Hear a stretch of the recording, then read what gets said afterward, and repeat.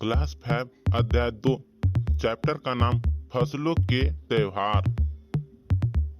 सारा दिन बुर्सी के आगे बैठकर हाथ तापते हुए गुजर जाता है।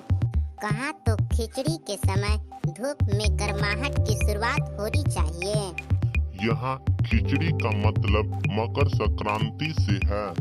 यहाँ हम सूरज के इंतजार में आस लगाए बैठे हुए हैं। पूरे 10 दिन हो गए सूरज लापता है। आज सुबह तो रजाई से निकलने की हिम्मत नहीं हो रही थी। बाहर देखने से तो समय का अंदाज बिल्कुल नहीं हो रहा, लेकिन घर में हो रही चहल पहल अब पता चल रही है। रह रह कर कानों में कभी चापाकल के चलने और पानी के गिरने की आवाज तो कभी किसी के हाथ लगाने की आवाज आ रही थी। जा भाग के देख केरा के पत्ता आयल कि ना, बोल जल्दी तैयार हो खस। आज ई लोग के उठे के न खई क्या। अब तो उठने में ही भलाई है। नहा धोकर हम सभी एक कमरे में इकट्ठा हुए।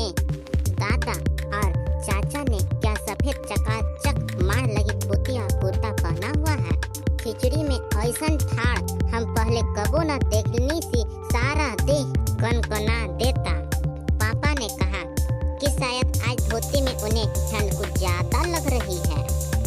सामने मचिया पर खादी की सफेद साड़ी पहने हुए दादी बैठी थी। आज दादी ने अपने बाल धोए हैं, छक सफेद सेमल की रुई जैसे हल्के फुल्के बाल। गौर से देखने पर भी एक काला बाल नजर नहीं आता है। बिल्कुल धुली धुली सी लग रही है दादी। उनके सामने केले के कुछ के पत्ते कतार में रखे हैं, जिस पर तिल, मीठा यानी गुड़, चावल आदि के छोटे छोटे ढेर पड़े हुए हैं। हमें बारी बारी से उन सभी चीजों को छूने और प्रणाम करने के लिए कहा गया। जब सबने ऐसा कर लिया तो उन सभी चीजों को एक जगह इकट्ठा करके दान दे दिया गया। आज तो अपी दीदिया बुरी फंसी। उन्हें न तो चूड़ा दही ही पसंद है और न ही खिचड़ी, पर आज तो फरमाइशी नाश्ता नहीं चलेगा। उन्हें दोनों ही चीजें खानी पड़ेगी। आज खिचड़ी जो है, खिचड़ी खाने के बाद सभी ने गया से आए तिल, गुड़ और चीनी के तिलकुट को बड़े चाव से खाया। खाते खाते मैं सोच रही थी कि कितनी अलग है ना यह खिचड़ी जो अभी हम मना रहे हैं। स्कूल में हम जो खिचड़ी मनाते थे उसकी अलग ही मस्ती हुआ करती थी। छुट्टी का दिन नाव में बैठकर गंगा नदी की सैर और फिर टापू पर बालों में दौड़ते हुए पतंग उड़ाना या उड़ाने की कोशिश करना कितना मजा आता था। इधर हम पतंग उड़ाते थे और वहीं थोड़ी दूर पर गुरुजी, विमला दीदा, आनंद जी, झिलमिल भैया सब मिलकर ईंट से बने चूल्हे पर बड़े बड़े कड़ाहों में खिचड़ी बनाते थे। हम भी बीच बीच में अपनी पतंगों को सुस्ताने का मौका देते हुए मटर और प्याज छीलने बैठ जाते थे। वैसी खिचड़ी फिर दोबारा खाने को नहीं मिली।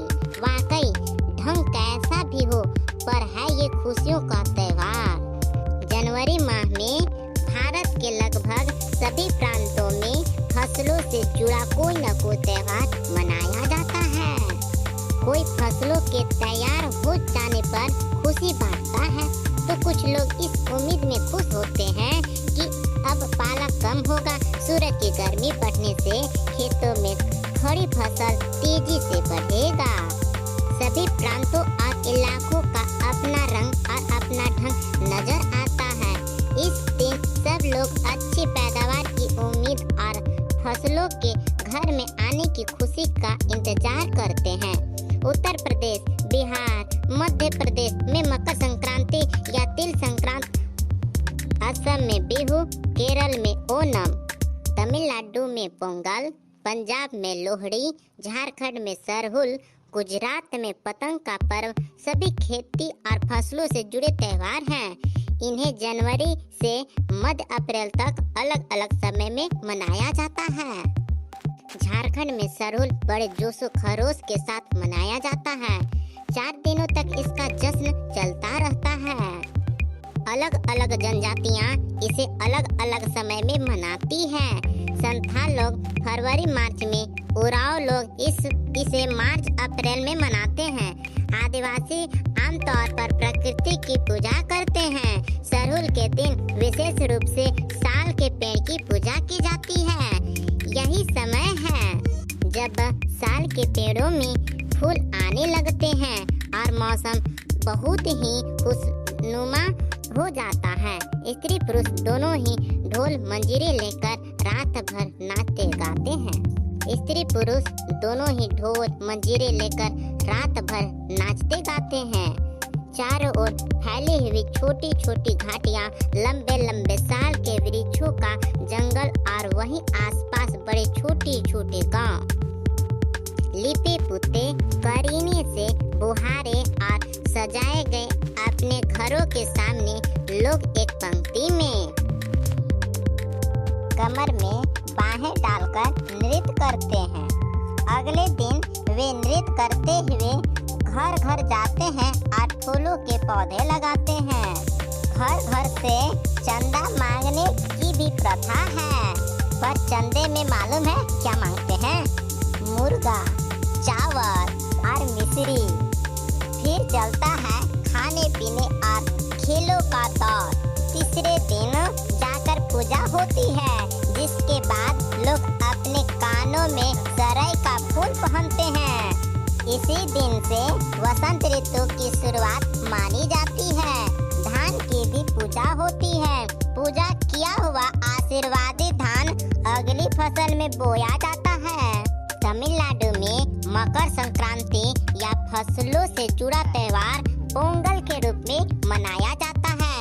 इस दिन खरीफ की फसलें चावल, अरहर, मसूर आदि कटकर घरों में पहुंचती है। लोग नए धान कूटकर चावल निकालते हैं। हर घर में मिट्टी का नया मटका लाया जाता है, जिसमें नए चावल, दूध और गुड़ डालकर उसे पकाने के लिए धूप में रख देते हैं।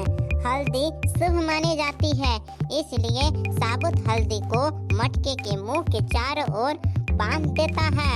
यह मटका दिन में 10:30-12 बजे तक धूप में रखा जाता है। जैसे ही दूध में उफान आता है, दूध चावल मटके से बाहर गिरने लगते हैं, तो पोंगल पोंगल पोंगल पोंगल, खिचड़ी में उफान आ गया के स्वर सुनाई देते हैं। दूसरी ओर गुजरात में पतंगों के बिना तो मकर संक्रांति का जश्न अधूरा ही माना जाएगा। इस दिन आसमान की ओर यदि नजर उठाए तो शायद हर आकार और रंग रूप की पतंगे आकाश में लहराती हुई मिले। प्रत्येक गुजराती, चाहे वह किसी भी धर्म, जाति या आयु का हो, पतंग उड़ाता है। हजारों लाखों पतंगों से सूर्य भी ठक सा जाता है। कुमाऊं में मकर संक्रांति को घुघुतिया भी कहते हैं। इस दिन आटे और गुड़ को गूंथकर पकवान बनाए जाते हैं। इन पकवानों को तरह तरह के आकार दिए जाते हैं, जैसे डमरू, तलवार, दाढ़ी का फूल आदि। पकवान को तलने के बाद एक माला में पिरोया जाता है। माला के बीच में संतरा और गन्ने की गंडेरी पिरोई जाती है। यह काम बच्चे बहुत रुचि और उत्साह के साथ करते हैं। सुबह बच्चों को माला दी जाती है। बहुत ठंड के कारण पक्षी पहाड़ों से चले जाते हैं। उन्हें बुलाने के लिए बच्चे इस माला से पकवान तोड़कर पक्षियों को खिलाते हैं और गाते हैं, कौवा आओ घुमुत आओ, ले कौवा बड़ मैं कह दे जा सोने का घर, खा ले पूरी मैं कह दे जा सोने की छुरी। कौवा आओ घुमुत आओ, ले कौवा बड़ मैं कह दे जा सोने का घर, खा ले पूरी मैं कह दे जा सोने की छुरी। इसके साथ ही जिस चीज की कामना हो वह मांगते हैं। है ना, कितने अलग अलग अंदाज मकर संक्रांति को मनाने के। कहीं दूध, चावल और गुड़ की खीर बनती है, तो कोई 5 प्रकार के नए अनाज की खिचड़ी बनाता है। कहीं कहीं लोगों का सैलाब नदी में स्नान के लिए उमड़ पड़ता है। लोग ठंड से ठिठुरते रहेंगे, पर बर्फीले पानी में कम से कम एक डुबकी तो जरूर लगाएंगे। हाल यह होता है कि जिस जगह पर तिल रखने की भी जगह नहीं होती, तिल से याद आया मकर संक्रांति के दिन पानी में तिल डालकर स्नान करना। तिल दान करना, आग में तिल डालना, तिल के पकवान बनाना विशेष महत्व रखता है। तुम्हारे अपने घर या इलाके में इस त्योहार को कैसे मनाया जाता है? इसे खिचड़ी, पोंगल, मकर संक्रांति या कुछ और कहा जाता है? या आप फसलों से जुड़े कोई और त्योहार मनाते हैं? यदि आप आपस में बात करें तो आपको यह जानकर हैरानी होगी कि कई बार ही एक ही इलाके में रहने वाले लोग भी इस त्योहार को अलग अलग ढंग से मनाते हैं। फसलों के त्योहार। फसलों का त्योहार, यह कार्टून वीडियो कैसा लगा कमेंट में हमें जरूर बताएं। लाइक और शेयर करें।